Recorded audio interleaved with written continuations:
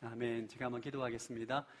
하나님 아버지 감사합니다. 오늘 선포되는 말씀을 통하여서 우리 심령이 새로워지게 하시고 그 말씀을 통하여서 우리의 삶이 변화되며 진리의 반석 가운데 견고하게 세워지는 하나님의 사람 되게 하여 주시옵소서.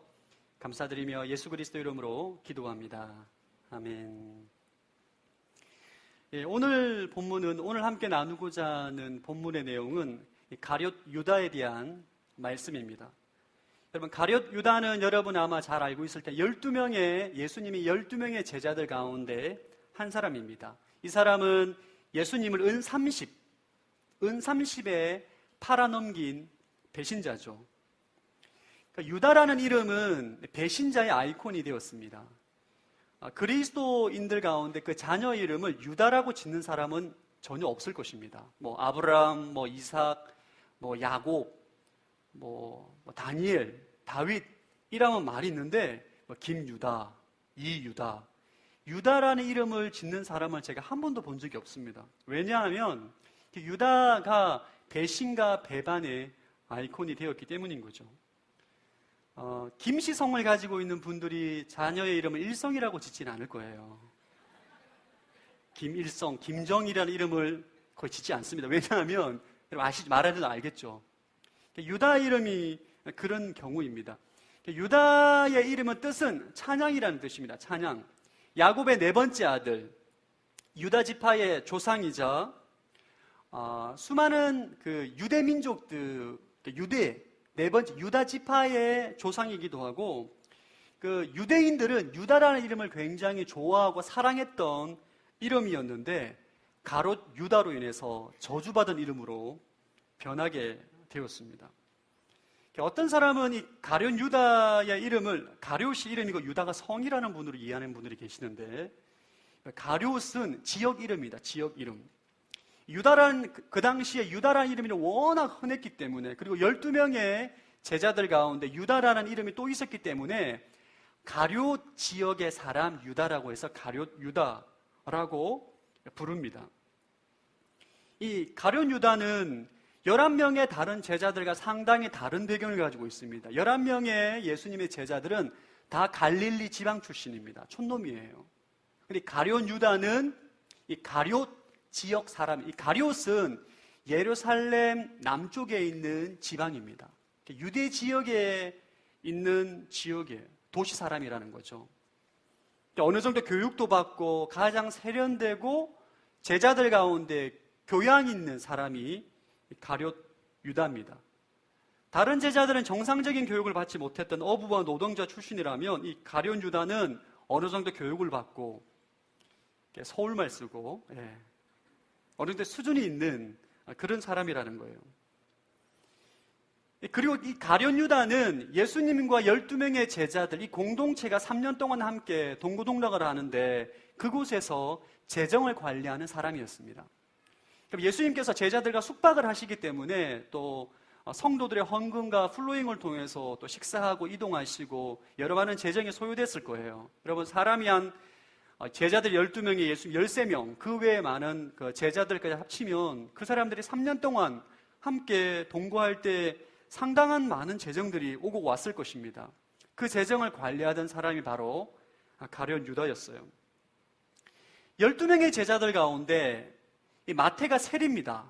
우리로 말하면 국세청장이죠. 근데 그 사람이 돈을 관리하는 것이 아니라 이 가룟 유다가 돈을 관리했다는 것은 제자들로부터, 사람들로부터 상당히 신뢰를 받고 인정을 받았던 사람이라고 추정할 수가 있는 거죠. 여러분, 공동체 회계를 아무에게나 맡기지 않습니다. 신뢰할 수 있을 만한 사람, 정확한 사람에게 회계의 직분을 맡기는 거죠. 이 가룟 유다는 우리가 보기에, 외형적으로 보기에는 굉장히 교양이 있어 보이고 합리적이고 똑똑함으로 인정을 받았던 그런 사람이었는데, 그런 가룟 유다가 예수님을 배신한 거예요.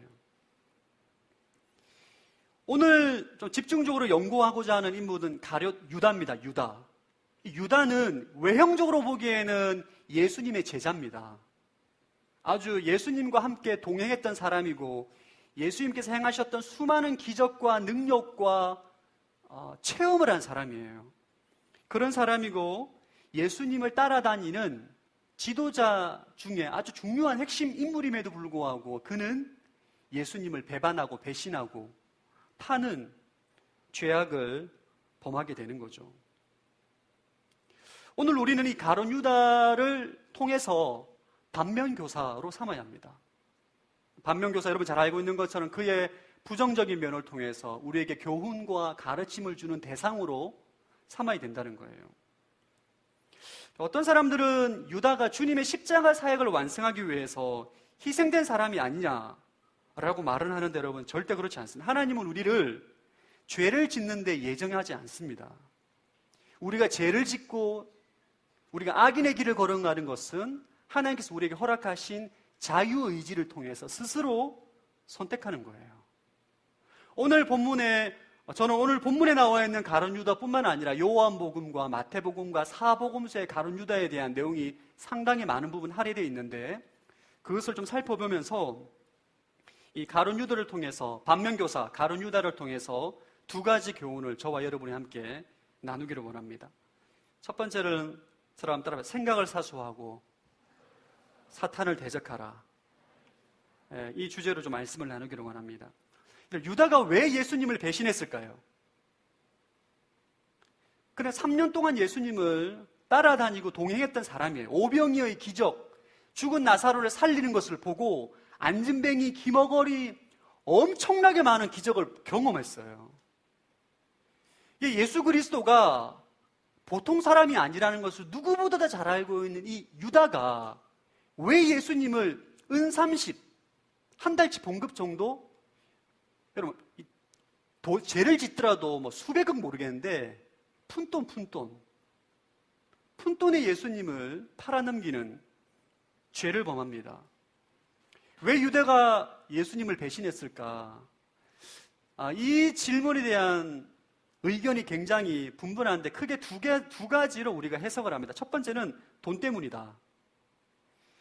예수님의 공동체의 돈을 관리하는 유다가 이 물질의 탐욕으로 인해서 탐욕의 노예가 되어서 예수님을 팔았다. 성경은 이 가룟 유다를 설명할 때 도둑이라고 표현을 합니다. 우리 요한복음 12장 6절 한번 읽어보겠습니다. 시작.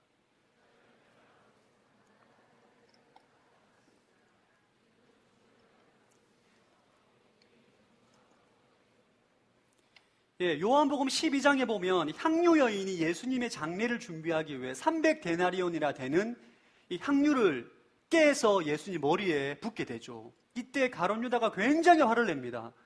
아니 그 큰 금액의 향유를 가난한 사람들에게 나누어 주는 구제 사역에 했더라면 좋았을 텐데 아깝다는 거죠. 이때 성경은 뭘 말하냐 하면 유다는 도둑이다. 그 돈을 내가 훔칠 수 있는 것이 아까워서 그렇게 화를 냈다는 것을 명확하게 지적하고 있어요. 유다는 돈의 노예가 되어서 탐욕으로 인해서 예수님을 배신했다. 가장 설득력 있는 이유이기도 합니다. 두 번째는 예수님에 대한 실망이에요. 유다는 열심당원으로 주장합니다. 이 로마 제국으로부터 유대를 정치적으로 독립시키고자 하는 열심당원으로 추정을 하는데 전지전능하신 예수님의 능력을 보면 충분히 로마 제국으로부터 유대를 독립시킬 수가 있는데 예수님이 시간이 지나면 지날수록 자기 십자가 얘기하고 자기 부인 얘기하고 자꾸 죽는 걸 얘기하는 거예요. 자기 관점에서 보기에 예수님이 이제 실망스러운 거죠. 능력은 많으나 본인이 생각했던 그림이 아니라는 거예요. 본인이 생각했던 메시아상이 아니라는 거죠.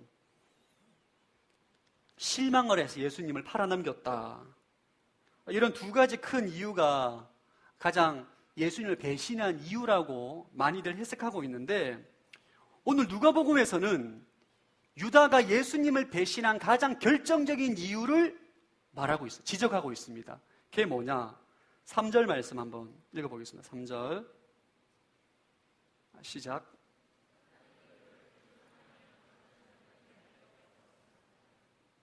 (3절에) 사탄의 네모칸 별표 한 5개, 우리의 원수죠. 유다에게 들어갔습니다. 줄을 그어주시기 바랍니다. 누가복음에서는 가룟 유다가 3년 동안 그렇게 엄청난 경험과 기적을 체험했음에도 불구하고 예수를 배신한 이유가 그 근본 배후 세력이 사탄이다 라고 말하고 있어요. 사탄이 유다에게 들어갔더라. 이 구절을 보면 이런 질문을 하게 됩니다. 사탄의 사람 안에 막 들어갈 수가 있나? 할렐루야. 그럴 수 있나요, 여러분? 여러분, 사탄이, 우리는 이 말씀을 오늘 묵상하면서 사탄의 전략을 이해해야 돼요. 사탄이 어떻게 인간을 유혹하고 인간을 파멸의 길로 인도해서 무너지고 망가뜨리는지의 사탄의 전략에 대해서 명확한 성경적인 이해를 가져야 합니다. 누가복음에 나오는 22장 3절에 사탄이 유다에게 들어갔더라. 이 내용은 요한복음에 더 구체적으로 나옵니다. 요한복음 13장에 보면 더 구체적으로 나오는데 13장 2절 한번 읽어보겠습니다. 시작.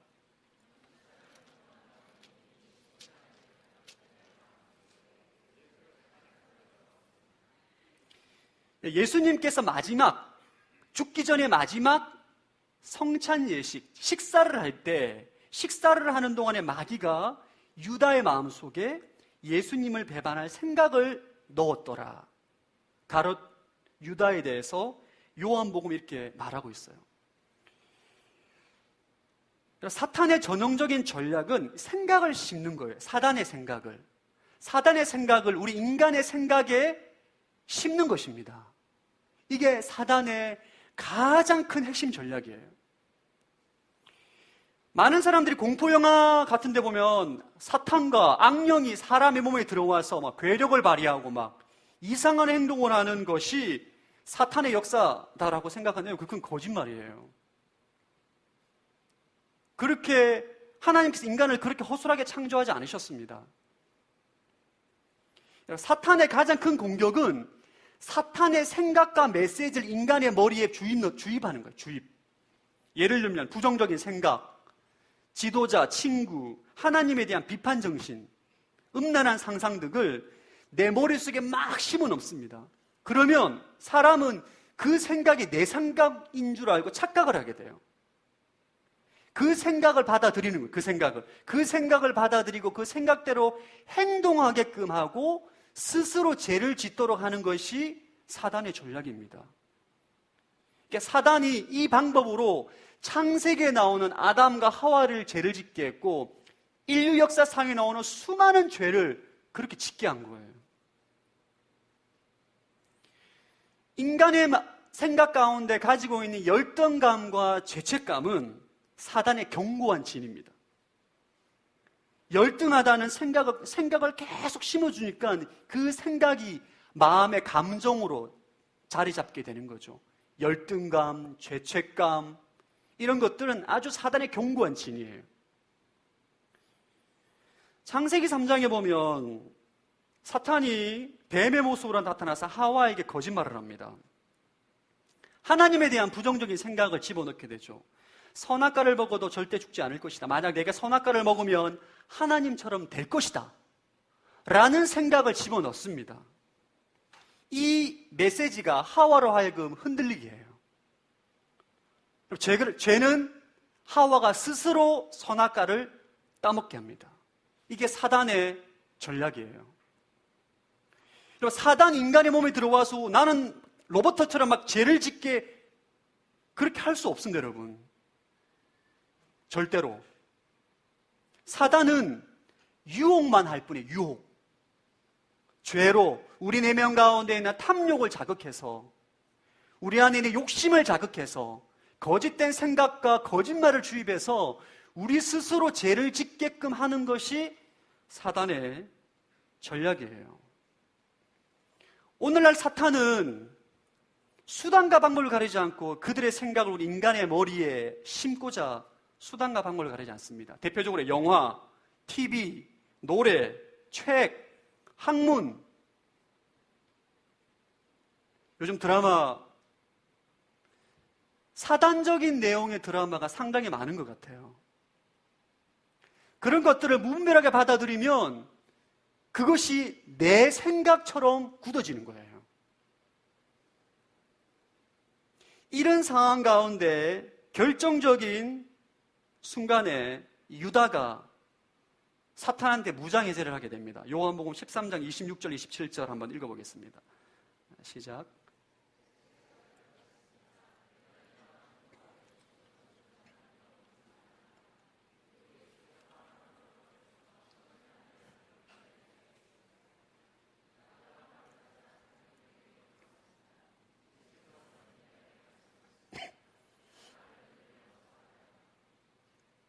13장에 먼저 생각을 뿌립니다. 이 유다에게 생각을 심어줍니다. 예수님을 배반하라. 이 생각을 유다가 묵상을 하는 거죠. 이 생각을 배반할까 말까, 할까 말까. 묵상을 하다가 마음 가운데 배반을 해야 되겠다. 심중을 굳히는 그 순간에 예수님께서 너희들 가운데 나를 배반할 사람이 있을 것이다 말을 했을 때 제자들이 누구입니까? 묻습니다. 그때 예수님께서 내가 빵을 주는 자다 라는 말을 하고 유다에게 빵을 줍니다. 일반적인 사람은, 정상적인 사람은 빵을 받는 순간 이게 찔려서 너무 놀래서 그 자리에서 회개를 하는 것이 정상인데, 유다는 이미 너무나 많은 하나님의 말씀과 예수 그리스도의 말씀을 거역하고 사단의 생각에 사로잡혀서 완전히 사단의 지배를 받게 됩니다. 17절에 보면 사탄이 그에게 들어갔더라. 예수님께서 말합니다. 도저히 회복이 불가능한 것을 보고 내가 하려는 일을 어서 하라. 그리고 유다는 자리를 뜨게 되는 거죠. 서로 한번 따라봐. 사탄은 불법을 행하는 자들에게 합법적으로 역사한다. 그럼 사탄은 아무에게나 역사하지 못합니다. 하나님의 법에 순종하는 사람에게는 아무런 영향력을 행사할 수 없어요. 무능합니다, 그는. 그러나 하나님의 법에 불순종하는 이들에게는 합법적으로 역사하게 되어 있어요. 이게 영적인 세계입니다. 마귀는, 사탄은 하나님의 법을 어기는 사람들에게, 하나님의 법을 거역하는 사람들에게 합법적으로 역사하게 되어 있어요. 신약에 가룟 유다가 있다면 구약에 가룟 유다와 같은 인물이 하나 있는데 그 사람이 바로 이스라엘 초대왕 사울입니다. 두 사람의 공통점은 하나님의 놀라운 은혜를 경험한 사람들이에요. 사울은 이스라엘의 초대왕이고 가룟 유다는 12제자들 가운데 한 사람입니다. 사울 왕도 결국은 비참한 자살로 인생을 마감하고 유다도 자살로 인생으로 마감하는 멸망의 길을 걸어가는 인생이 돼요. 구약에 사울에 관한 기록 가운데 우리가 조금 이해하기 어려운 구절이 있습니다. 우리 사무엘상 16장 14절 한번 읽어보겠습니다. 시작.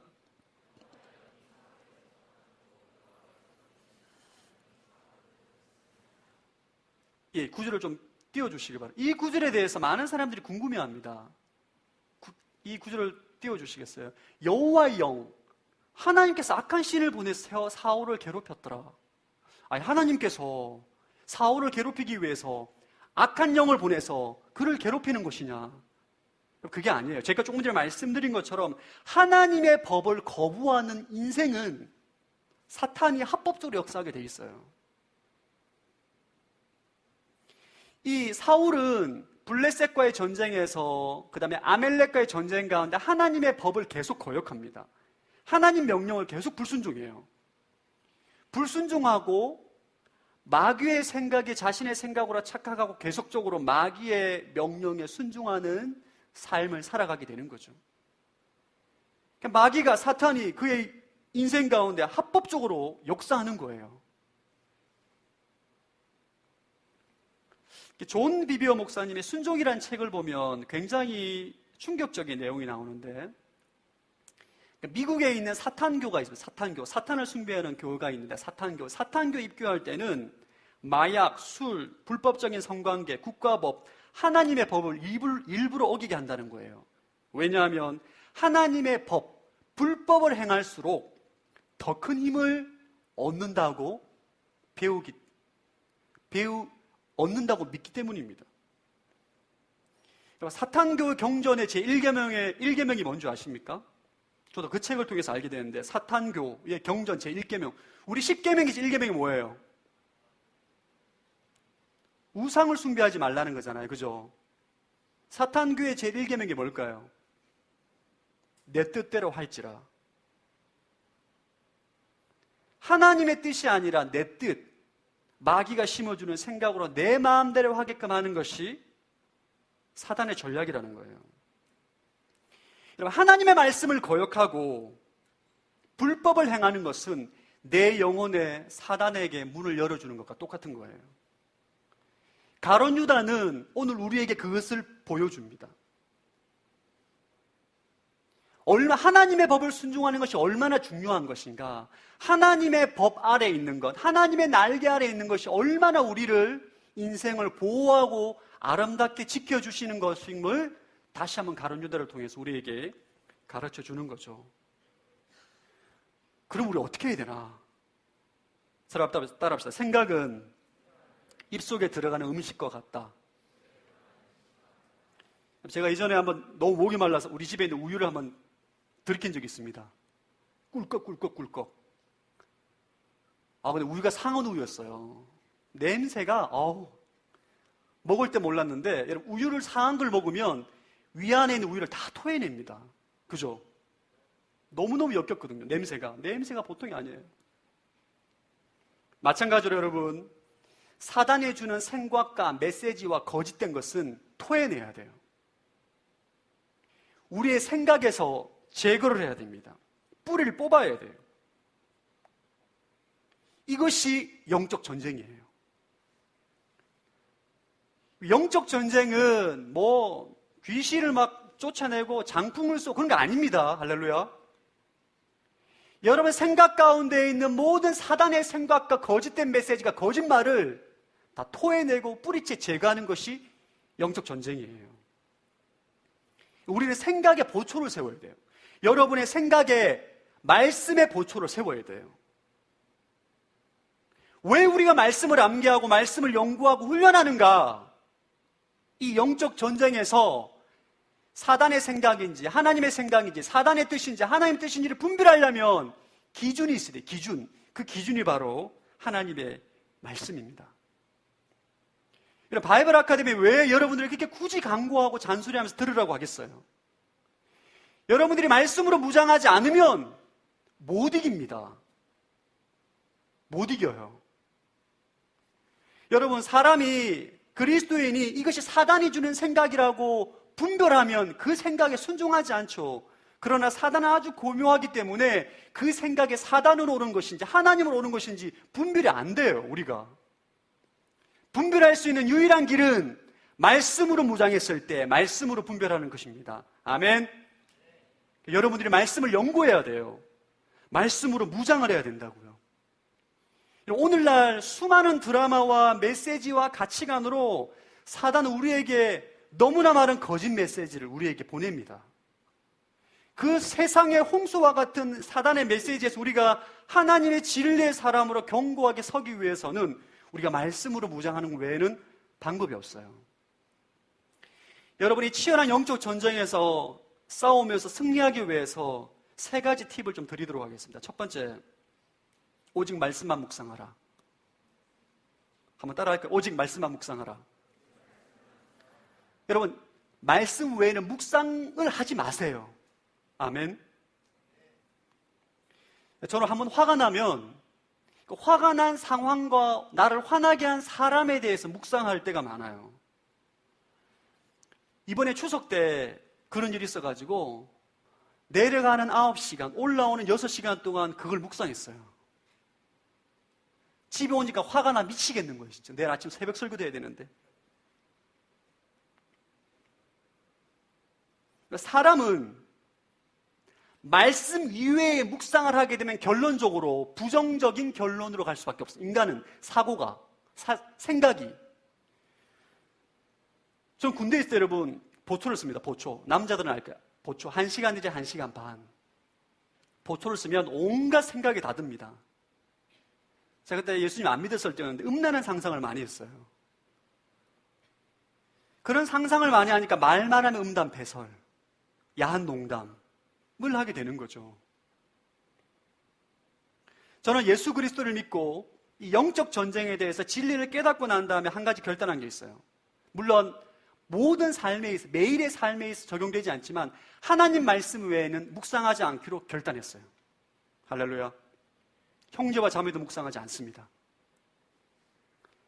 묵상은 절대 하지 않아요. 요즘 드라마가 자꾸 묵상이 되는데, 말씀 외에는 묵상하지 않기로 결단했어요. 그럼 새벽 예배가 왜 좋나? 새벽에 일어나면 머리에 아무것도 생각나지 않습니다, 여러분. 그때 하나님 말씀을 듣는 거예요. 그 말씀을 듣고 그 말씀을 내 삶 가운데 실천하고 적용할 때에 우리 인생 가운데 승리가 나타나게 될 줄로 믿습니다. 두 번째, 말씀에 자신의 몸을 쳐서 복종시켜야 돼요. 우리 고린도전서 9장 27절 한번 읽어보겠습니다. 시작.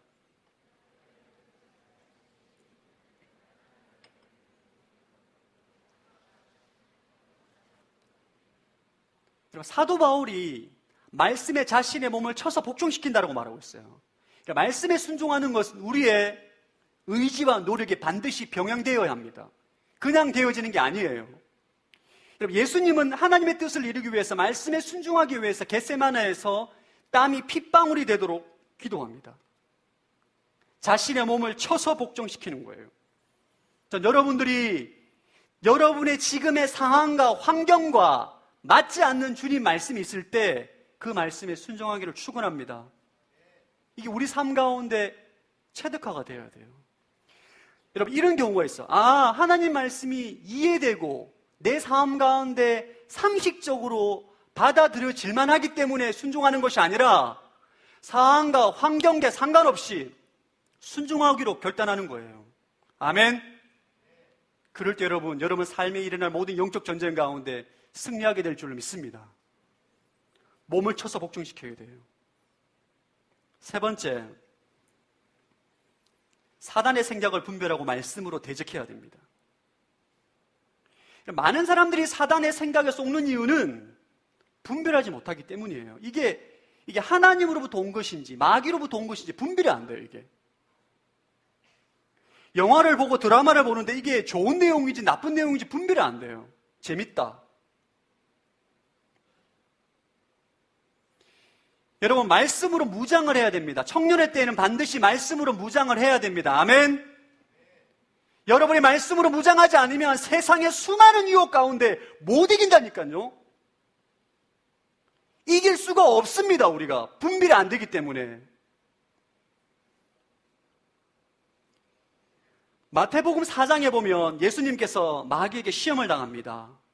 빵, 그리고 명예, 권세에 대해서 시험을 받을 때에 예수님도 말씀으로 마귀를 대적하지 다른 말 하지 않습니다.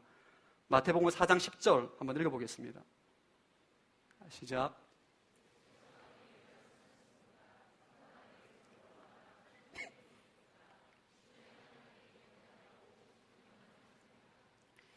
마귀의 모든 유혹에 예수님 말씀으로 대적을 해요. 그리고 사단아 물러가라 대적합니다.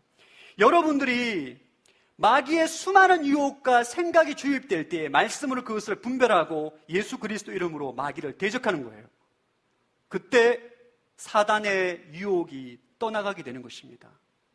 내 마음 가운데 염려와 두려움이 찾아올 때 아무것도 염려하지 말고 다만 기도와 간구로 널 구할 것을 감사함으로 하나님께 아뢰라. 그리하면 그리스도 예수 안에 있는 하나님의 평강이 너희 마음과 생각을 지키시리라. 아멘.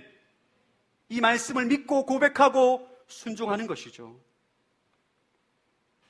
우리가 왜 말씀을 암송합니까?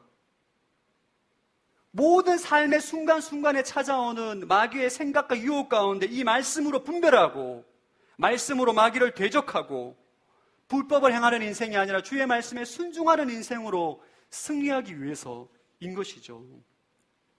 여러분 잘 기억하셔야 돼요. 마귀가 유혹을 하지만 죄를 짓는 것은 우리 스스로의 자유의지입니다. 여러분이 죄를 짓느냐, 죄를 짓지 않느냐, 여러분의 선택에 달려있다는 거예요. 사랑하는 여러분, 여러분의 생각에 사탄이 견고한 질을 치지 않도록 그냥 두지 마십시오. 그냥 두지 마십시오. 여러분 내면의 열등감, 죄책감, 미워하는 마음, 분노하는 마음을 품고 계속 있는 것은 사단이 여러분의 마음과 생각에 아예 자리를 펴도록 허락하는 거예요. 용서하고 용납하고 사랑하고 격려하고 진리의 말씀대로 여러분이 순종할 때에 모든 사단의 유혹 가운데 승리하게 될 줄로 믿습니다. 가룟 유다가 이것을 못한 거예요. 두 번째 유다를 통해서 우리가 배우고자 하는 것은 따라합시다. 후회하지 말고 회개하라. 사단의 유혹에 집요합니다. 여러분 다 아실 거예요. 마귀가 얼마나 집요한지 모릅니다. 여러분을 무너뜨리기 위해서 얼마나 집요하게 물고 늘어지는지 모릅니다. 이 가룟 유다가 완전히 넘어지게 되죠. 이 가룟 유다의 최고의 약점은 돈입니다. 돈. 이 돈을 계속 약점을 물고 늘어지는 거예요. 돈을 갖고. 유다가 이 흔들리기 시작하는 거죠. 저는 이번 주 말씀을 준비하면서 가룟 유다를 묵상하는 이게 남의 일 같지 않더라고요. 제가 두렵더라고요, 이게. 이 가룟 유다가 가룟 유다 나쁜 놈이다, 배신자라고 말할 수 없는 거예요. 나도 가룟 유다처럼 이 죄의 유혹에 걸려서 넘어질 수 있다는 그런 경계감을 가지게 되는 거죠. 가끔 뉴스를 통해서 목회자들이 돈 문제, 성적인 문제로 넘어지는 소식을 들을 때에 제 안에 두려움이 올라옵니다. 나도 목회를 하다가 넘어질 수 있는 존재인 것을 알기 때문에 깨어서 기도할 수밖에 없는 것이죠, 여러분. 문제는 우리가 예수님을 믿고 하나님의 자녀가 되어서 이 땅을 살아가는데 수많은 세상의 유혹과 마귀의 유혹 가운데 넘어지지 않는다라고 보장할 수 없는 거예요. 관건은 넘어질 수 있습니다. 죄를 지을 수 있어요. 죄를 짓고 난 다음에 어떻게 행동하느냐가 더 중요하다는 거예요. 가룟 유다는 예수님을 은 30에 받고 예수님을 팔고 배신하고 난 다음에 결국 죄책감에 자살을 합니다, 여러분. 이게 더 문제라는 거예요. 예수님을 은 30에 팔았던 것도 큰 죄지만 죄책감과 후회감으로 인해서 그의 생을 스스로 끊은 것이 더 큰 죄라는 거예요. 우리 한번 마태복음 27장 3절에서 5절 한번 읽어보겠습니다. 시작.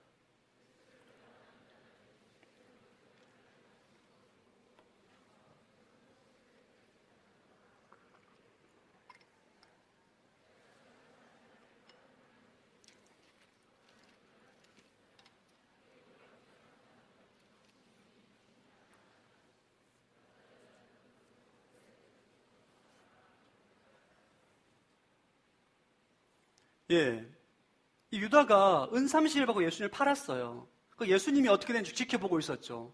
예수님이 빌라도 총독에게 넘겨가게 되고 십자가 처형을 받는 모습을 보고 난 다음에 그때 깨닫게 됩니다. 아, 내가 죄가 없는 분을 넘겼구나. 이 죄책감이 몰려오게 되는 거죠.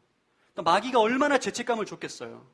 이 죄책감에 견디지를 못해서 돈을 가지고 대제사장들과 장로들에게 가서 말하면 내가 죄 없는 사람의 피를 팔아넘기는 죄를 지었다 라고 말을 하듯 대제사장들이 내 알 바 아니다, 네가 알아서 해라, 냉소하게 반응합니다. 5절에 보면 유다는 그 돈을 성소에 던지고 뛰쳐나가 목을 매달아 자살했다. 이 죄책감에 견딜 수가 없는 거예요. 결국 그는 자살로 생을 마감합니다. 유다는 하나님의 말씀으로 무장하지 않아서 사단의 생각에 그냥 아멘하고 아무런 저항 없이 받아들임으로 사단의 지배를 받아 죄를 지은 것뿐만 아니라 문제는 결국 회개하지 않았다는 거예요. 회개. 그럼 유다는 후회만 했어요. 후회. 어떠한 죄를 지어도 회개를 하게 되면 구원을 이루게 되지만 후회하면은 결코 하나님의 구원의 능력이 나타나지 않습니다. 우리는 의외로 회개를 하기보다 후회를 많이 합니다. 현대 그리스도인들이. 후회는 한자로 보면 디후, 뉘우칠 회예요. 시간이 지나고 난 다음에 잘못을 깨닫고 뉘우치는 것이 후회입니다. 많은 사람들이 신앙생활을 하면서 죄를 짓고 후회를 하는데 회개의 자리까지 나아가지 못하는 거죠. 그렇기 때문에 이 죄가 반복적인 죄의 습관에 빠지게 됩니다. 반면 회개는 뉘우칠 회 고칠 개자입니다. 잘못을 뉘우치고 행동을 고친다는 거죠. 회개는 더 엄밀히 말하면 잘못을 뉘우치고 하나님께 항복하는 것입니다. 자신의 삶을 항복. 두 손 두 발 다 드는 거죠. 내 방식대로, 내 뜻대로, 내 가치관대로 살아갔던 모든 것을 항복하고 하나님의 뜻대로 살기로 무릎을 꿇는 것이 바로 회개예요. 그러면서 삶의 변화가 일어나기 때문에 그의 삶의 행동이 고쳐지는 것입니다. 유다와 비교해 볼 때 우리에게 도움이 줄 만한 사람이 베드로예요. 베드로도 죄를 지었습니다. 여러분 잘 아시는 것처럼 예수님을 3번이나 부인했어요. 베드로가 예수님 부인할 때는 3번째 부인할 때는 저주하고 맹세했습니다. 예수님을 저주했어요. 그리고 나는 예수님을 모른다라고 맹세를 한 거예요.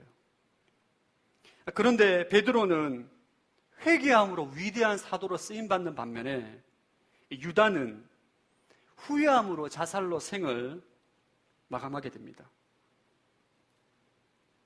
오늘 저는 설교 제목을 반면교사 가론 유다로 지어서 반면교사. 유다를 통해서 우리가 배울 점을 발견하자는 거죠. 질문 한 가지. 왜 우리는 후회만 하고 죄를 끊지 못하는가? 우리가 왜 죄를 끊지 못하는지에 대한 이유를 몇 가지 살펴볼 필요가 있습니다. 첫 번째는 훈련되지 않았기 때문이에요. 오늘날 현대인들이 인내와 절제를 잘 배우지 못합니다. 내면의 욕구에 충실한 거죠. 내가 좋은 대로, 내 뜻대로 행복하면 하는 거죠. 하나님 법과 상관없이. 절제는 성령의 열매 중에 하나입니다. 하나님의 사람은 절제를 할 수 있어야 돼요. 제가 여러분들에게 왜 바이블 아카데미나 훈련 프로그램에 이렇게 강조를 하느냐. 훈련받는 거를 싫어하지 마십시오. 아멘. 훈련받는 게 귀찮고 힘들 수 있어요. 그러나 여러분, 훈련받지 않고서는 절대로 이 땅 가운데 강건한 하나님의 사람으로 살아갈 수 없습니다. 전 여러분들이 훈련받기를 바라요. CDC 같은 프로그램은 암송훈련, 그 다음에 성경시험, 새벽기도 훈련, 이게 병행을 합니다. 이게 불편하고 힘들죠. 여러분, 힘들면서도 훈련을 받는 이유는 훈련받고 난 다음에 삶의 질이 달라지기 때문입니다. 전 여러분들이 훈련받는 것을 두려워하지 않기를 축복합니다. 아멘 크게 한번 해주세요. 다시 한번. 훈련받기를 두려워하지 않기를 축복합니다. 전 W 공동체 다 훈련받고 훈련받는 것을 즐기십시오. 말씀 훈련, 기도 훈련, 암송 훈련 이런 것에 있어서 청년의 때에 여러분 주저하지 마십시오. 여러분이 주저할 이유가 뭐가 있어요? 있나요? 20대에 30대에 여러분 주저할 이유가 없습니다. 훈련받기를 축원합니다. 두 번째는 죄를 좋아하기 때문입니다. 여러분이 죄를 반복적으로 행하면서 죄를 끊지 못하는 이유는 여러분의 의지가 없는 게 아니에요. 여러분이 그것을 행하는 것을 좋아하기 때문입니다. 마지막으로 딱 한 번만 하고 끝내자. 이렇게 생각하고 타협하는 거예요. 여러분이 죄와 타협한 순간 게임 끝난 겁니다, 여러분. 죄는 타협한 그 순간 지는 거예요. 여지를 남겨두면 안 됩니다. 죄를 미워하면 왜 그 죄를 반복적으로 죄를 짓겠습니까? 내가 좋아하는 거예요. 여러분의 그 탐욕, 여러분의 그 쾌락 즐기는 거예요. 말로는 내가 이렇게 죄를 지면 안 된다라고 말하지만 그것을 좋아하는 것입니다. 전 여러분의 죄를 위하는 마음을 하나님께 구하게 되기를 축원합니다. 세 번째는 중독되었기 때문입니다. 여러분 안에 반복되어 버린 죄는 이미 중독되어 버린 경향이 많아요. 그러니까 중독되면 아무리 끊고 싶어도 쉽지가 않습니다. 전문가의 도움과 상담이 필요한 거죠. 가룟 유다는 사실 예수님을 은30에 팔기까지 한순간에 그런 죄를 지은 게 아닙니다.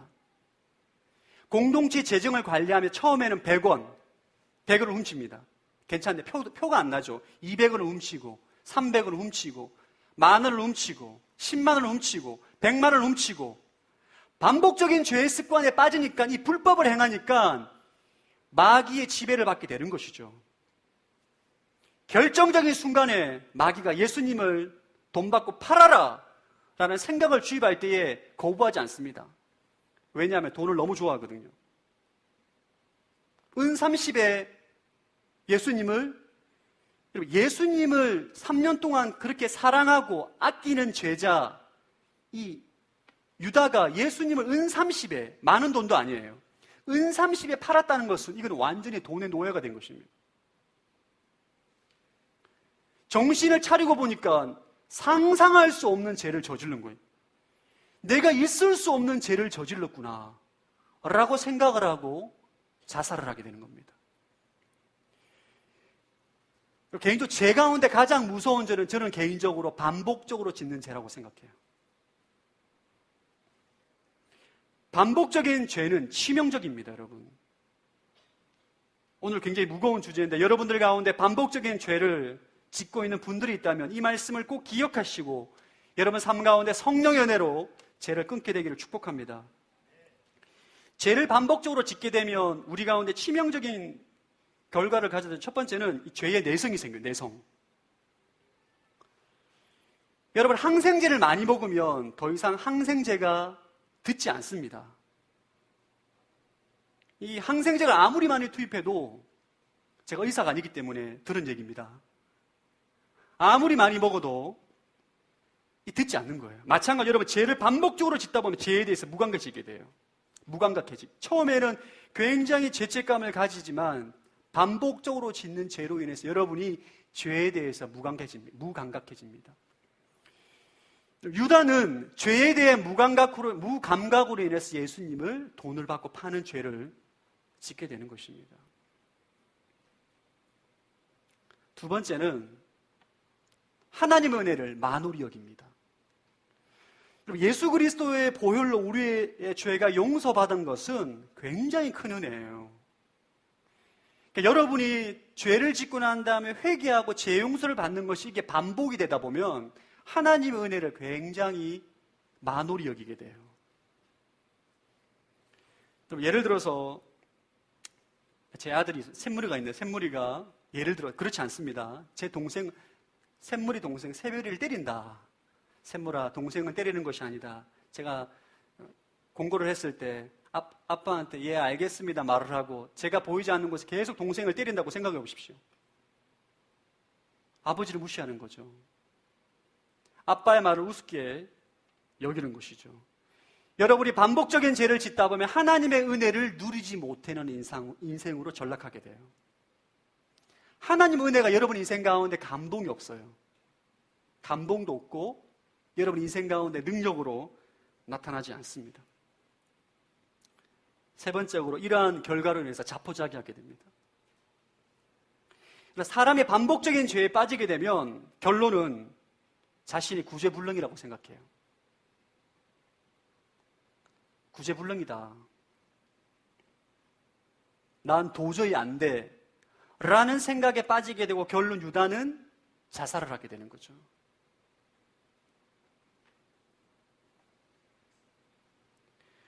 그럼 죄는 따라합시다. 죄싹은 좀 크게 죄싹은 사망이다. 그럼 죄싹은 사망입니다. 여러분의 인생 가운데 삶 가운데 있는 반복적인 죄의 습관이 있다면 끊어야 돼요. 그걸 끊지 않으면 가룟 유다가 걸어갔던 길을 걸어갈 수가 있습니다. 엄청난 죄책감에 자포자기로 구제불능이라고 생각하고 비참한 삶을 마감했던 여러분 가룟 유다, 사울도 마찬가지예요. 어떻게 하면 회개의 자리로 나아갈 수가 있는가? 중요한 질문이죠. 따라합시다. 성령의 도우심. 회개는 성령의 도우심이 없이는 절대 불가능합니다.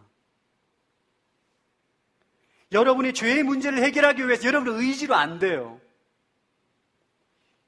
여러분 아마 다 해보았을 것입니다. 여러분의 의지로 절대 안 됩니다. 여러분의 결단으로 안 됩니다. 성령의 도우심이 있어야 돼요.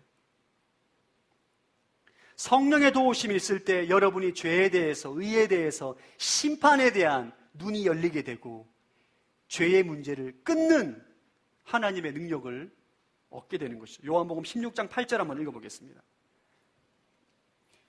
시작.